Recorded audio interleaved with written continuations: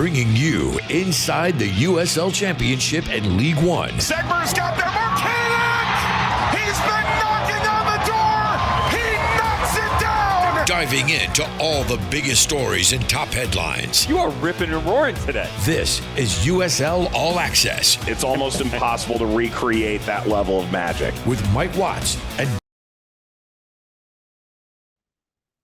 Welcome, everyone, to another edition of USL All Access. A very happy Tuesday, wherever you might be. Joined by Devon Kerr and Emmett McConnell at the controls, Mike Watts.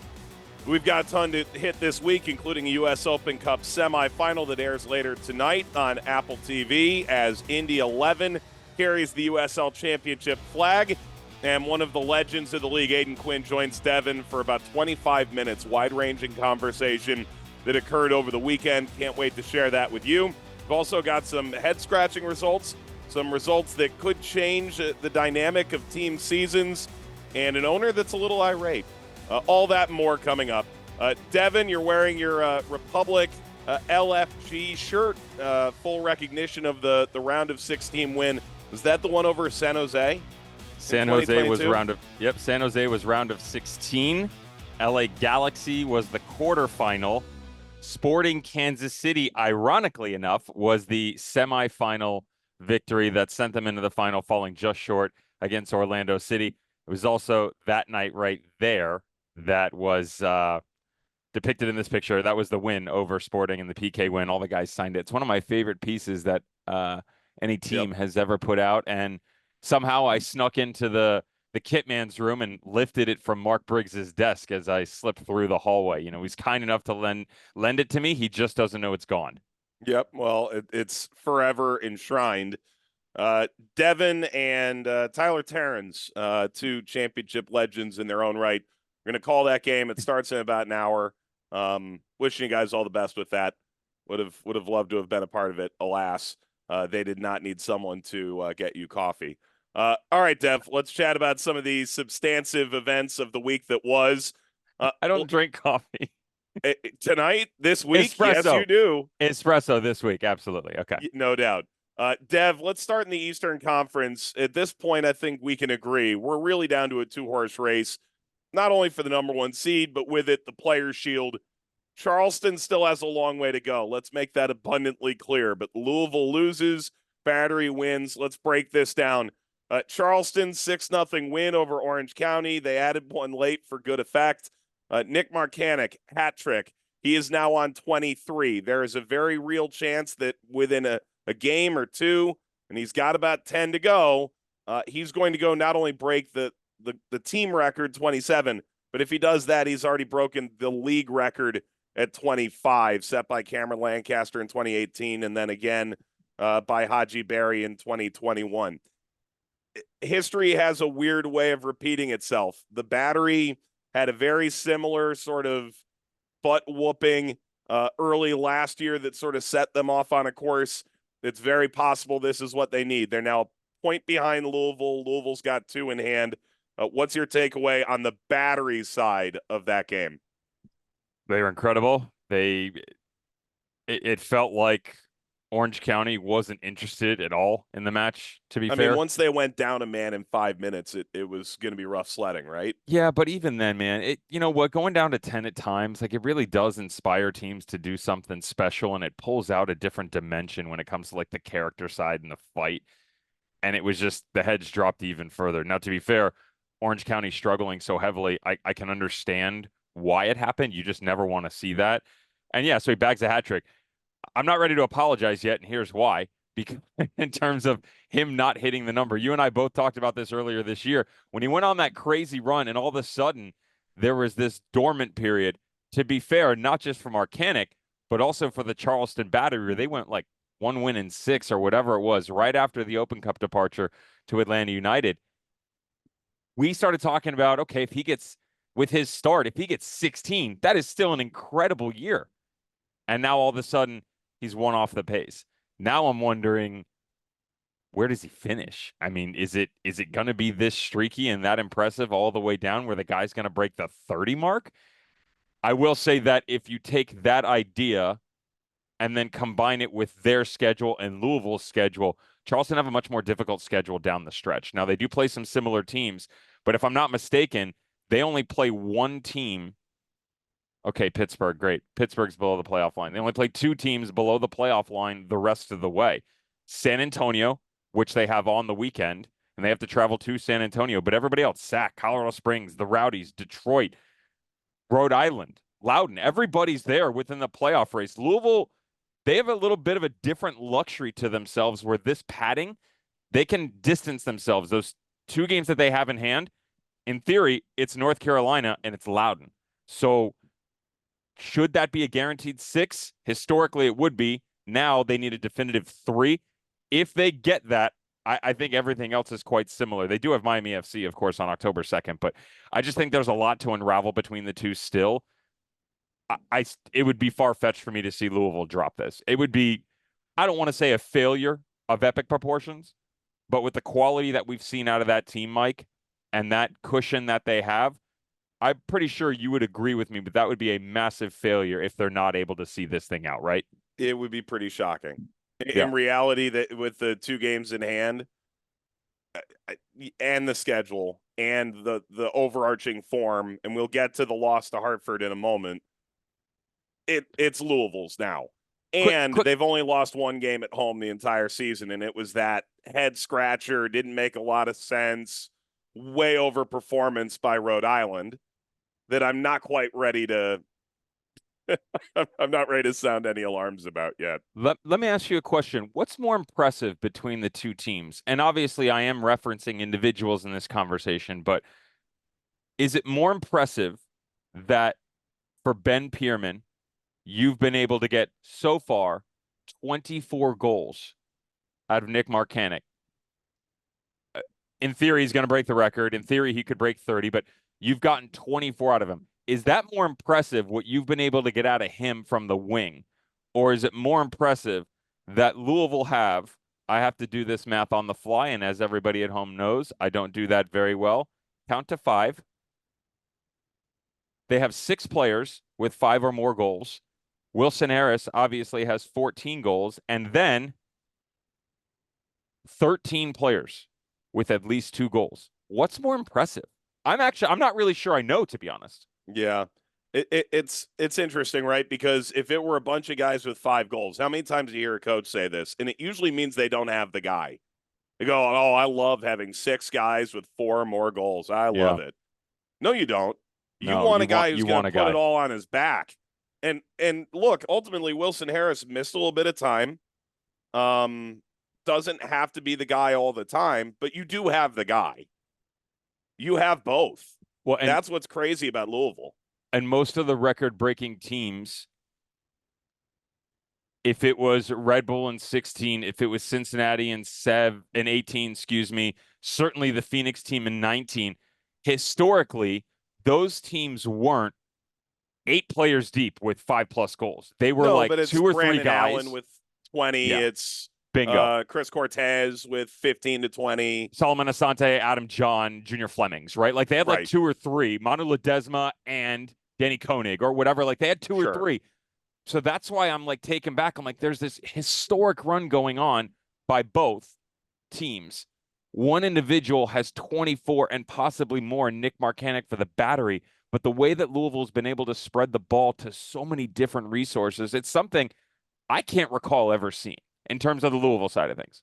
No, the only thing close is the 2019 Phoenix team. It's the only thing that's even in the ballpark. Yeah, even the like ball when boy Cincinnati had 5 goals was that year. running away. When Cincinnati ran away with it, it was nothing like this. Yeah, that's fair. Yeah. While we're at it, Orange County now has dropped 4 of 5. That's the heaviest loss in their history, and they've been here since the beginning of the modern era with various names. James Keston, the owner of the group, said really it was part rallying cry, part apology. Unacceptable performance. We know it needs to be better. I'll be there beside you cheering come this Saturday. And the good news for them, release the beers. As the old manager once said about Beer Fest, they've got 50 different varieties of ways to up your scream at the Champ on Saturday. I think that's going to have a nice effect. Do you think our cardboard cutouts can partake in that? I don't know. I feel like if people are pouring beers on us, it's I don't know if that's in a good way, but Status quo. Those things are in the weed whacker and shredder anyway, right? Are they still hanging around? It'd be pretty funny if those are on the dummies you put up at practice to hit free kicks. Yeah, we're no dummy. No. Dev, let's chat a little bit more about the Louisville Hartford game.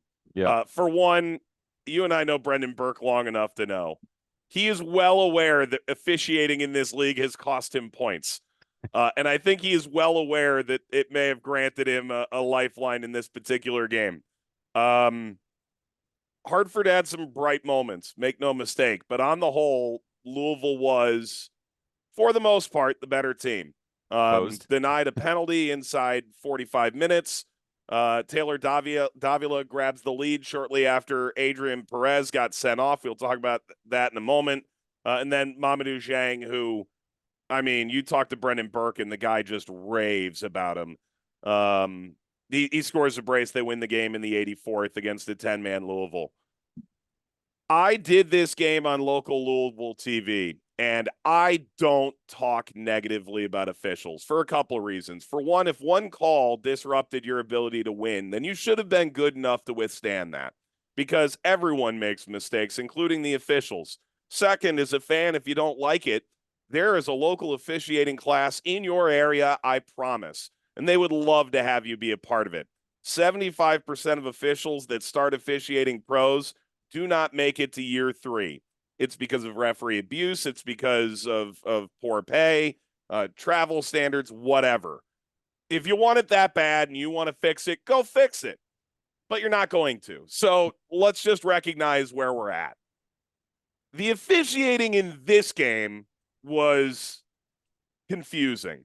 I said post-game, we're going to come back and wrap up the most asinine game of the season. I don't get frustrated often. I was in this game. I don't know still why Adrian Perez got sent off. There's got to be a better way. We had 4 cameras in Hartford. None of them caught whatever he said to the official. Danny Cruz apparently clapped and congratulated Aiden McFadden for drawing a foul, and the 4th official called the ref over to hand him a second yellow. I'm baffled. Why? And the penalty in the first half, I can see where the official thinks he gets some of the ball because the ball just stops. But he got none of the ball. So, Dev, I'm going to let you in on this, and feel free to give Danny's side of this, because I know he gave a good post-game presser comment. But on the whole, I never talk badly about the officials. This one was bad. And every coach I talk to that plays at Louisville goes, oh, there's always a phantom penalty, or it always seems like the fans influence the ref. And I'm kind of like, I don't know what you want from me. In this particular instance, man, that was a tough watch. I was confused the entire game. It's a penalty. It's not a question. Very easy to figure out. To your point, referees make mistakes, but this was a big one. The Adrian Perez thing is an interesting one, not just with conversations with Danny Cruz, but other people that were there. And some referee friends behind the scenes. The way that it's been described to me, without repeating verbatim the lewd verbiage used, we'll say, was actually initiated by the linesman. The linesman directed it towards Adrian Perez. He then reciprocated. And while I don't condone vulgar language towards an official, I obviously would have never done that when I was playing. No. There is a balance there, though, Mike, that you're going to take what a referee will give you. And so if a referee starts off aggressive with wording, you can usually, I'll say 95+% of the time, get away with going back at them. You know, if they're being aggressive with you, you can be aggressive with them. It's just like calls within a game. The standard is set, and it's, okay, he's going to call this game tight. I can't pull and tug. I can't be as physical. I can't be as aggressive. So you back off a little bit. If he's going to let you play a little bit, maybe some tackles are going to slide. Maybe you can get away with a little bit more of a shoulder charge than normal. Referee started it. AP reciprocated, got himself thrown out. Don't agree with it, but understand why. The Danny Cruz thing is baffling. Recognize the fact, by the way, that he picked up a yellow card after dissent when AP was thrown out in the 29th minute, and for what they called abusive language. So he was already on a yellow. I have yet to receive any sort of indication as to why that was actually necessary from anybody involved in the situation, including the referees that I spoke with behind the scenes. Everything that I've heard is basically this ref was just off his rocker and either made a decision that was emotionally based or incorrect information was given to him. I don't know what that information was. That could have easily been misconstrued by both the fourth official, the linesman, and then dictated to the center official that he was mocking the referee in the situation. I'm guessing. I don't know. But that's the only thing that I could come up with. But man, you better be right. You better be right, because nothing else makes sense to me. And let's be very clear. Although we have a great relationship with Louisville, I have the utmost respect for Danny, and I've got a great relationship with him off the field. He also doesn't go after referees ever. And there are some really poor decisions that have floated around. He doesn't usually say anything in a presser. Now, we all BS behind the scenes. We all share stories around the round table. But I don't know the last time that he's gone after a referee, which to me is much more of an indicator of fault on their side. But again, that's speculation at best. Yeah. Danny's saying, I was extremely proud of the mentality of the group, the work rate. It's never easy to be down a man for 60 minutes. Obviously, I felt certainly that the level tonight from the crew, the referee crew, was below the level of expectation of a professional league. And this, for me, is a huge problem. Dev, quick couple of results to mention. Rhode Island draws Loudoun 0-0. There's a little history to that, right? Yeah, Koke Vegas save in the 92nd minute on Zach Ryan. Zach Ryan, our boy, man. Come on, dude. Got to get it done. Keeps them tied on 34 points right at that playoff line. Pittsburgh just 3 points behind, who have been in an incredible run of form in the second half of the season. That they are now one shy of the single season record for draws. It was tied last year by San Antonio, the 2023 team. In 2018, we had 3 teams that had 14 draws: Pittsburgh Riverhounds, Charleston Battery, and RGV Toros. Ole! That was because of why? HEB Park, where the Dreams went to die. And then the team that actually set the record was the 2017 Ottawa Fury, now known as Miami FC. You hate to see it. Speaking of, those were better times. Miami, 9th straight home loss 2-0 to the Rowdies. It was 0-0 at half. They're getting throttled. It ends that way. Tying single season record set by Hartford in 2023. Also, congrats to Christian Ortiz with the Rowdies, called up to the Dominican national team for their CONCACAF Nations League. Only 17. And of course, they had so much success at the under-20 level, qualifying for the Olympics. Apparently, the Dominican Republic is on the up and up. All right, when we come back, he's one of the GOATs, Aodhan Quinn. The man is on Mount Rushmore, right next to Devin's chiseled chin. Those two chat when we come back on USL All Access. Let's get back to USL All Access on SiriusXM FC with Mike Watts and Devon Kerr. Welcome back, everybody, to USL All Access on this beautiful Tuesday evening, Open Cup night, I might add, August 27th, 2024, the year of our Lord that is known as one great man, Aodhan Quinn. I'm going to get to him in a second. We got Open Cup action tonight. Indy 11 on the road against Sporting Kansas City, seeking to become just the 3rd team in USL Championship history since 2009 to make the Open Cup final, 4th lower division team since 1999. Obviously, everybody chasing that elusive title that was the Rochester Raging Rhinos in 1999. No, they were not helmed by Bob Lilly. We told you Aodhan Quinn, Indy 11 player, was going to be joining us. If you've lived under a rock in the USL Championship for what seems like 50 years, that's a good thing. It's a good problem to have if you're Aodhan Quinn, 32 years of age, graced us with his presence back in 2014. Great experience around USL, drafted into MLS. He's played for Louisville City, Orlando City, those great teams early on in USL prior to their venture into MLS, FC Cincinnati, Orange County, Phoenix, and of course now with Indy 11. A couple of stats I just want to throw at everybody before I bring him in. 255 appearances regular season. That's 8th all time. 21,120 minutes is good for fourth all time. I didn't do the math myself. We all know I don't add good, but I speak well. Follow me on that one. Only 126 minutes right now behind second and third place, which means he should go that high. Will not catch Canaro Forbes this year.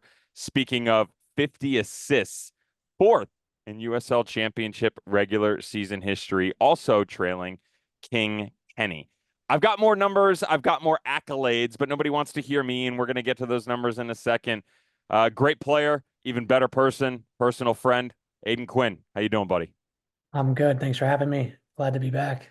Yeah, man. I love how I rattle on for 2 minutes, and you as just coy and calm as you always are, just smooth. Yeah, man, it's great to be back, dude. You're the Great to good be talker. back I'm here. just here. Yeah, yeah, that's one way to look at it. Let's start here. Great to have you back, man. Great to have you back. An opportunity to chat about what the season has been without you, what it has been for the past couple of games with you. But take me back to September of last season when you go down, pick up a knee injury that's kept you out for such a long period of time, and what that road was like for you. Yeah, that was tough because it was really my first major injury. Never really had to deal with too much throughout my career, luckily. And then yeah, had this knee injury happened and thought it would be kind of straightforward, and it was anything but. So two scopes in after the first major surgery, and then it took about 11 months to get back on the field, but happy to finally get back on the field, did all the rehab, and yeah, hopefully can help the team in this last push. Super excited for you, man. I know the passion, the emotion, the quality certainly that you bring to the field of play. I'm curious on the mental side. You already mentioned that you've never had any major injuries. We've all been grateful that that's never happened, but mentally it really challenges you. I retired at the age of 25 due to similar knee injuries. I'm actually going to see a new orthopedic tomorrow. Super excited about how he can help me just live.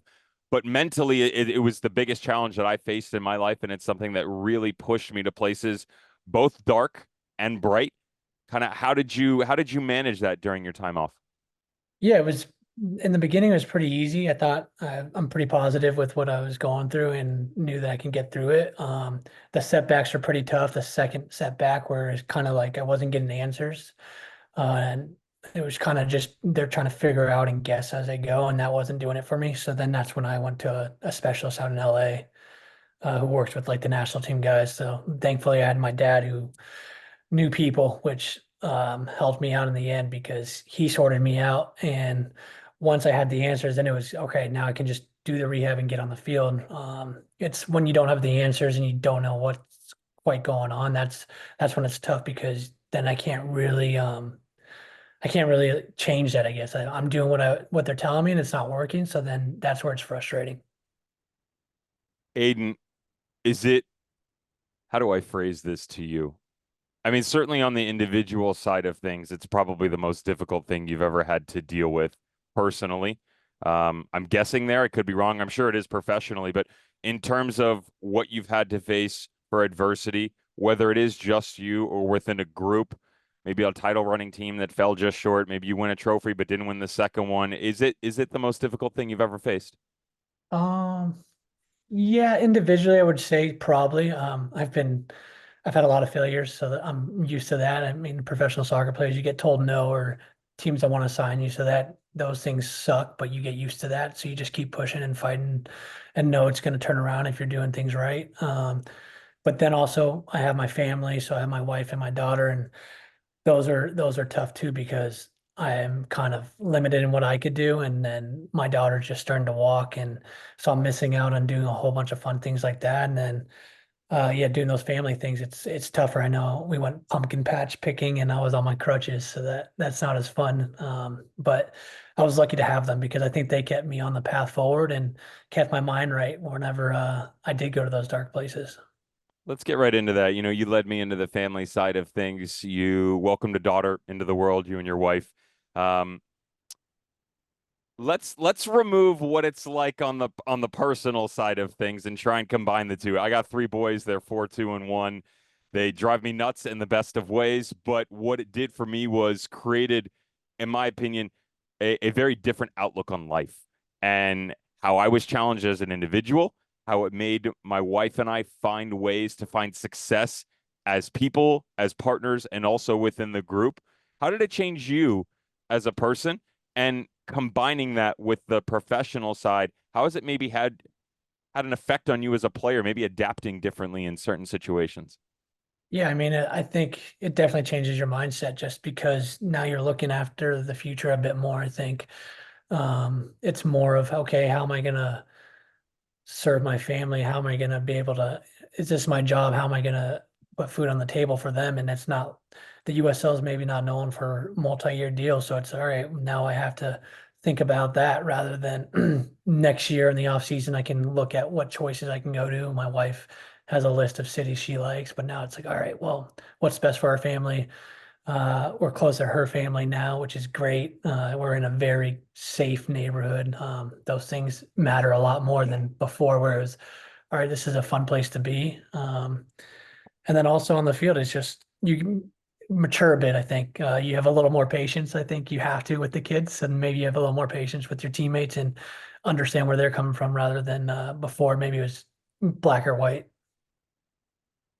Can you share some of the cities that are on those lists, or that get you into trouble?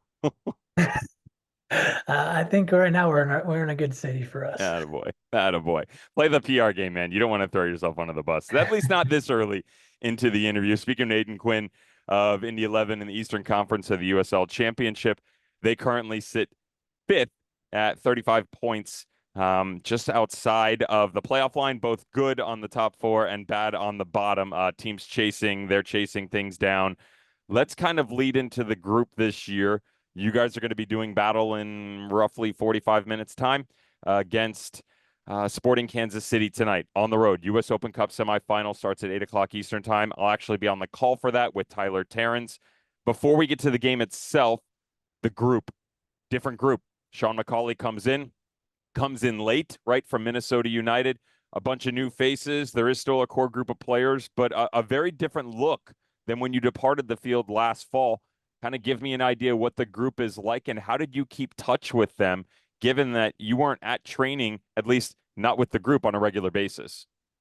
Yeah, it's very different group than last year. Different style of play for sure. Sean McCauley has his style of play, which has been great when he came in and kind of changed things up, and guys had to get used to it right away. And then, like you said, we had a good group coming back, and a lot of them were veterans. So that I think that helps because if you're getting a new coach and it's a young team, then maybe guys are freaking out a bit, but guys have been through this process a lot and they understood. So preseason was really good.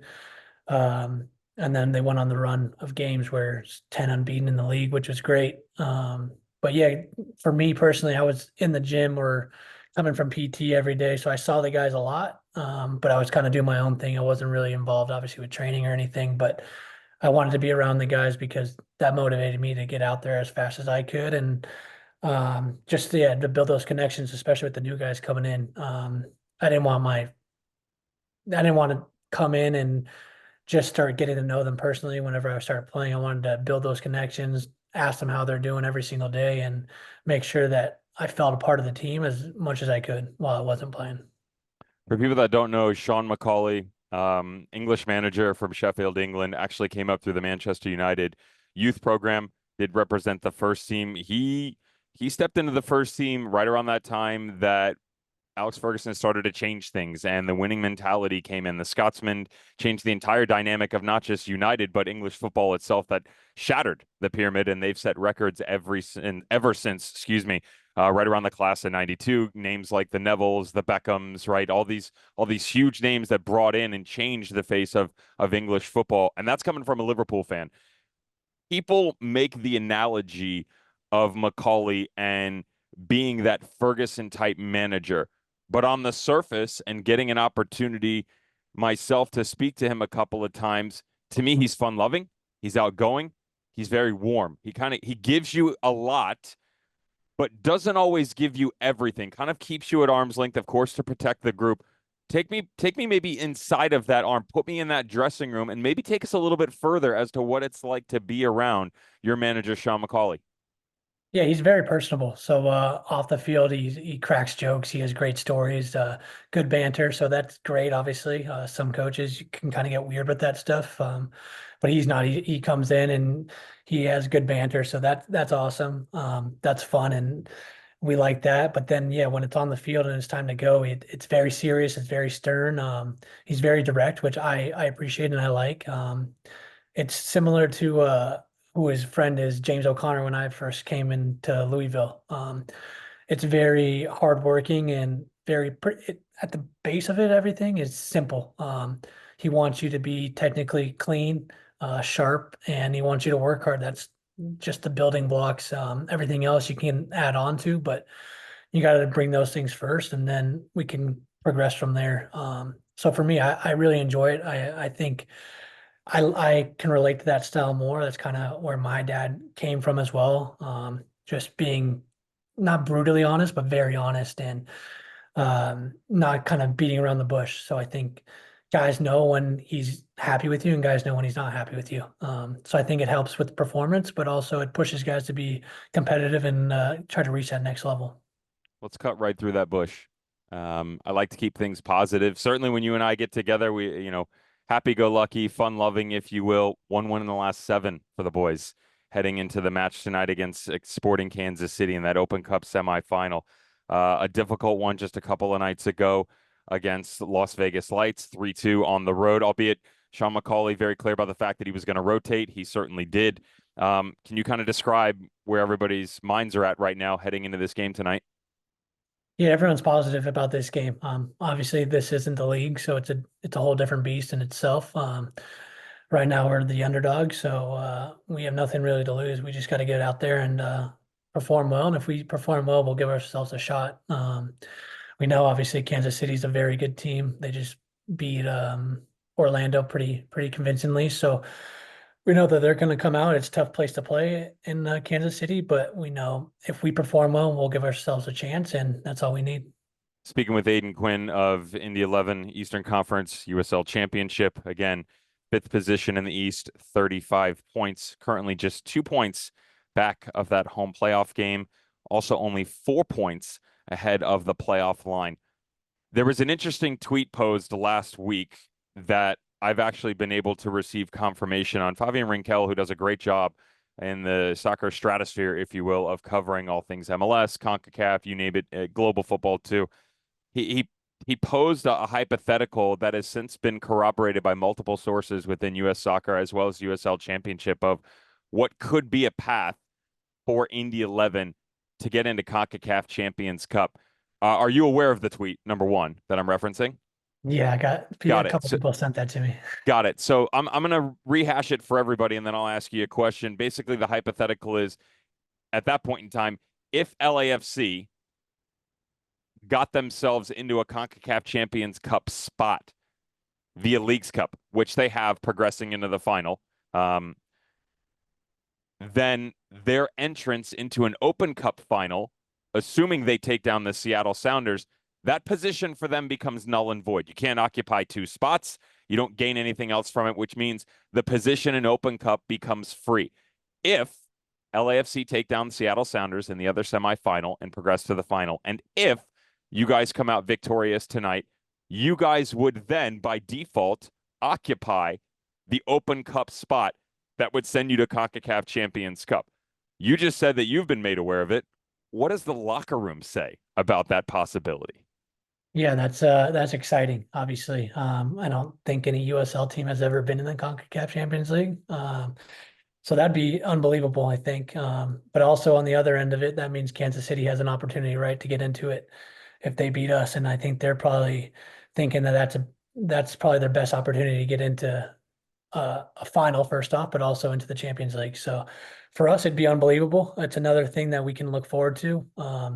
And again, like I said, we're the underdog. So if we perform well, we give ourselves a chance and we'll see what happens. Certainly haven't done it in the modern era of CONCACAF Champions Cup, which started in the 2008-2009 season. Let's have a little fun on the way out of here. I mentioned coming in, Aodhan, that there were some fun stats that I was able to drum up. A couple of questions for you on these stats. Let's start here. 14 assists in 2018, third most in a single season. Not bad. That same season, 25 goal contributions with Orange County that year. It's 11 goals, 14 assists. That's third most in single season history in the USL Championship. That trails only Manu Ledesma, who had 32. He had 16 goals, 16 assists in 2018 with FC Cincinnati. And your former teammate, Solomon Asante, who had 39 in that ridiculous year that was the Big Bag Wolf Phoenix Rising in the Western Conference, 22 goals, 17 assists. 104 goal contributions currently in USL Championship history. 54 regular season goals, 50 regular season assists. Not too bad. And then there are two more. You're one of 5 players to record what we call the double-double. Players in a regular season that have gone double digits in goals, double digits in assists. That was that 2018 year. And also just one of 2 players to record 50 regular season goals and 50 regular season assists. Solomon Asante, your former teammate, being the other. I know that's a lot for everybody at home to hear. It's certainly a lot for me to try and depict because of how grandiose it is. When you hear things like that, A, how do you feel? And B, is there one stat that steps out maybe a little bit more than the other that you take more pride in?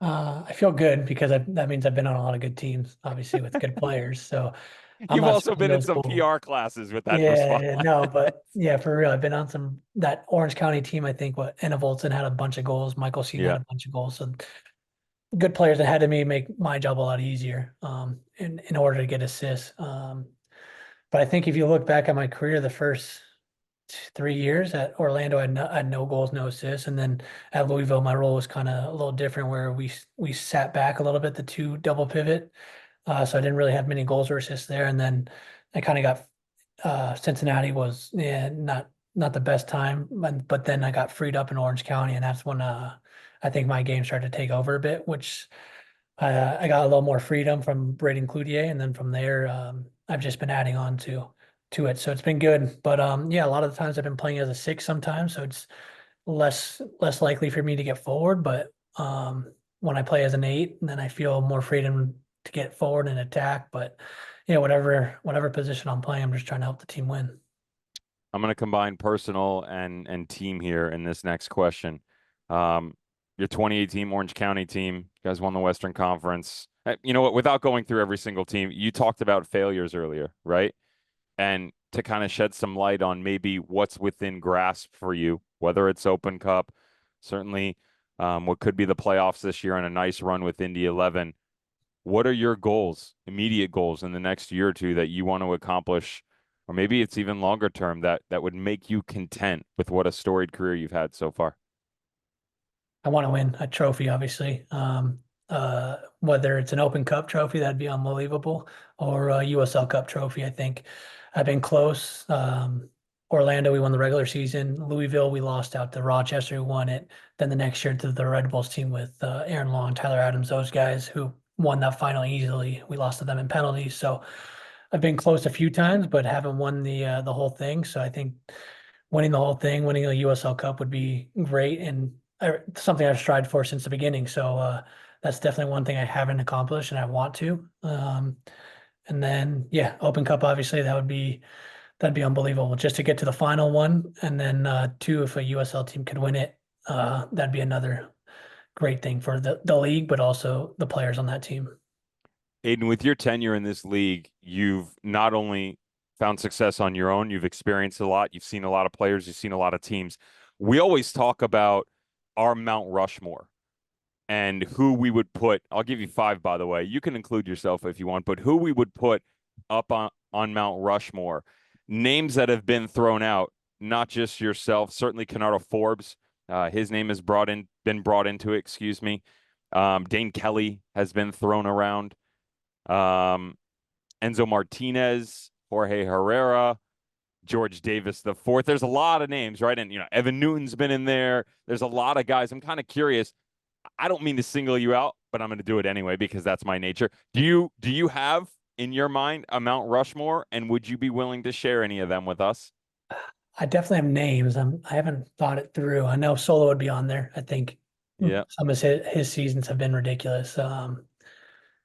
Um, Definitely King Kenny. I think Canardo has been unbelievable. Bob Lilly might be up there as a coach just because of what he's done, right? People might not like the way his teams play, but the amount of success and every single year his teams do well. And not just his team, his players do well. Players do really, really well for him, and then they go somewhere else and they might not do as well. And I think that has to come down to the coaching. And then Enzo's up there for sure. I think he's one of the most creative players this league has seen. Um, and then there's a couple. I mean, Haji Berry was unbelievable for the few years in Colorado. Milan Iloski at Orange County was unbelievable those couple years. Cameron Lancaster's had unbelievable years too in Louisville. But then one of my favorite players didn't play too long in the USL, but Kev Molino, obviously, was he a two-time MVP? Yeah. So No, one time, but one time, Golden Boot another Golden year, if Boot I'm for not sure. My mistaken. year, it was like Yeah, I think our tactics were pass Kev the ball, and all right, there we go. just went. Yeah, for Yeah. sure. I mean, he's another one who's had a long career, right? By the way, for people, sorry to jump in here, but people at home that don't know, Aodhan is very humble. And if you noticed when I asked him, I said, you didn't have to include yourself, and you didn't. Without saying that you belong up there, in a hypothetical situation, do you think you've done enough statistically that if that did exist, people would pick you to put you up there? Uh, Depends how you want to play. I think there's different types You're of. throwing Bob Lilly up there, man. Don't worry about we're gonna play. He'll find us. I Bob Lilly will turn you into a Golden Glove winner and a Golden Boot winner in the same season. no Let's get that matter out of what, the way. right? Yeah. I think I've done well with what I've my talents. I There think you go. I don't think I'm the most talented player, and I don't think I'm the most athletic, but I think my soccer brain helps me in a lot of situations. But I've also been surrounded by a lot of players. So my dad always told me you're only gonna look good if you have guys around you that are good. So I've had a lot of guys around me that have been good, so it made me look a lot better than I am. That boy, you brought the facial hair back just for me tonight, right? I told you, don't I come think it on might here be clean shaved for the shaven, game. and Don't we got to worry. get it going. It's intimidation for Aodhan Quinn and the rest of the Indy 11 squad. Again, they will be taking on Sporting Kansas City in what is roughly about 35 minutes or so. That is quick math, and I could be off. I apologize.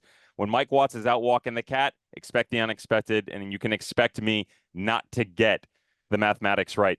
Aodhan, always a pleasure, man. As you know, big fan, always been a great supporter of yours. Will continue to do so. Wish you and your team nothing but success, not just in your venture later on this evening in the Open Cup semifinal, but the rest of the way in USL Championship and into the playoffs, buddy. Thank you so much for joining us. Yeah, thanks for having me. Always fun, always a pleasure. There goes Aodhan Quinn from Indy 11. Are they going to be the third team since 2009 USL Championship to reach an Open Cup final, fourth since 1999? Could they take down the entire tournament, and could they get into the CONCACAF Champions Cup? They might need a little bit of help from LAFC, but then again, if they win both games, you don't have to rely upon anybody else. Stick around. Coming back, we've got results, crazy results on the weekend, what it means for the playoff table, some other teams that are streaking, maybe in the wrong direction, and a couple hypotheticals from Mike Watts himself when he returns from break and walking the cat. Don't go anywhere. Giving insight to all the biggest moments in Championship and League One. This is USL All Access on SiriusXM FC with Mike Watts and Devon Kerr. Welcome back, everyone. Joined by Devon Kerr, Mike Watts on this Tuesday night, USL All Access. If you miss any part of the Aodhan Quinn interview, you can both mute the commentators and listen to one of the commentators at the same time at 8 o'clock on Apple TV. Devon's on the call for it. Indy will be playing in the semifinal of the Open Cup. It's on the SiriusXM app. Also on YouTube tomorrow. Double watch that way. All right, Dev, let's chat about some games from last week while we have a moment. Phoenix continues to struggle. They needed something out of this game. They get nothing. It's another game without scoring against North Carolina. 1 win in 9. Obviously, we had the long chat with Bobby Dooley last week. What's your takeaway from a 0-0 draw that probably benefits North Carolina more? Yeah, 100% in terms of North Carolina and certainly in the playoff race. Look, they're still 1 point back virtually. I'm still looking for an identity, man. I heard some things behind the scenes that maybe something went on between the coach and a player after the fact and things boiled over into the locker room. So kind of wonder exactly what it looks like for all those guys in the dressing room, because that's where all this starts, the trust, the belief. No one's going to work harder than you if you're not willing to do it for the guy next to you and for yourself. And I feel like that's kind of where they're at right now. They're looking for someone to step up with leadership. I don't see it. The other side of that is it's a nice problem to have that you're struggling so mightily, but the way that the West has fallen this year, all you need to do, and we talked about this last week or the week before, is get your behind into a playoff spot, and they are right there in that conversation. Yep. Tulsa and Detroit matched up at the Key this past weekend. Tulsa 1-0 win away in Detroit. It's 5 unbeaten for Detroit that ends. Tulsa 1 loss in 8. I remember talking to Mario Sanchez in maybe it was April, early May. And he said, we need to make people want to be here and be a part of this. In that sense, Philip Goodrum going, I think, was a positive for all involved. I think it had run its course. That was the way it was going to go. He goes to Louisville. His talent is undeniable. Tulsa needs a fresh start in a number of ways. They may have found it, and the last 8 games are probably a decent precursor to the fact that they are above the playoff line, which I think nobody saw coming. 1 loss in their last, was it 8 or 9? Sorry, I even 8. wrote it down and I can't remember. 1 3-1 loss and in their 4. last 8. What's more impressive to me is watching them throughout the season with Goodrum early on, of course, with Justin Portillo prior to his transfer to Sacramento Republic. You tell me they leave. There's no chance in hell that I thought that they were going to be on this run, number one, nor did I ever think that defensively they would have been as organized and as impressive as they've been over this run of 10 games. 6 shutouts in 10 games, only 1 loss, as you mentioned, in 8. I wrote them off. I'm happy to say that I wrote them off, and that had nothing to do with coaching. I have a ton of respect for what Mario's trying to do there. Certainly Luke Spencer involved in that project and all the players on the field. I talked about identity for Phoenix. I just didn't see it for Tulsa. They are bought in to being organized, clean within their movements coming forward, and they all work together. There are a ton of teams in the USL Championship right now that could take note of the brotherhood that's going on for FC Tulsa. It's been a beautiful run of form. Yep. And then meanwhile, Las Vegas 3-2 over Indy, back to the good stuff. Had their 11-game unbeaten streak ended. All 5 goals in that game came in the first half, Dev. All 5 in the first half, 3 in the final 6 to close it out. My question for you is this. We've given a ton of praise to Las Vegas, rightfully so. Mike, where do the Las Vegas Lights finish this year in the Western Conference? 7, maybe 6. Oh, you really? Yeah. You don't think it continues? No, I think they finish in the playoffs. I think it's a young team that's about to hit a wall. 4th. A natural. Wow. All right. I'm going to give them 4th. I'm going to give them 4th, but on the backside of that, Indy losing to them on the road to me is 1 win in 7. I think it's actually 1 win in 10 or 1 win in 9 overall, but 1 win in 7. Most importantly, only 1 win since they took down Atlanta United in that quarterfinal. Confidence is riding a little bit low. Aodhan Quinn just said that they're good. They feel great about it. You're going to need something special on the road tonight. No doubt. They sat a lot of guys in that game. Many didn't even make the trip to Las Vegas. And that's probably for the best. All right. And also Monterey Bay and El Paso. Jordan Stewart still without a win, 0-0 game. El Paso had some really bright moments. It's not enough. I know you've given up on El Paso. For some reason, I haven't. All right. When we come back, Indy, Kansas City, Open Cup semi. We chat about it on the other side of the break.